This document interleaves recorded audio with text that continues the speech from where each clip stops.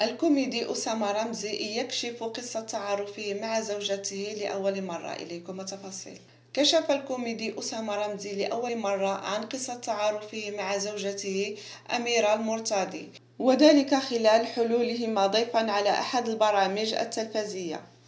وأقر رمزي أنه كان معجبا بأميرة، وكان يتابع المحتوى العلمي والنصائح التي كانت تقدمها عبر حسابها على موقع تبادل الصور والفيديوهات الانستغرام، موضحا أنه أبلغ صديقه هيثم مفتاح أنه يرغب في الزواج بها، وكان يترك لها علامة إعجاب على فيديوهاتها دون اشتراك أو متابعة منه لحسابها، ثم يختفي ليعود عقبها ويعود نفس الخطوة.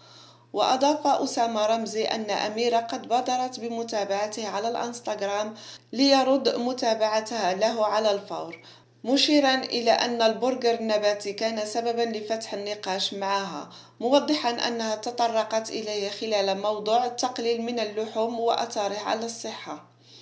وبعد إبداء إعجابه بالبرجر النباتي، دعت أميرة أسامة لتناوله، وهو الأمر الذي قبله فور معافاته من المرض، مشيرا إلى أنه قد أبلغها في اليوم الموالي أنه صار جاهزا وبخير ليلتقيا ويرتبط عقبها.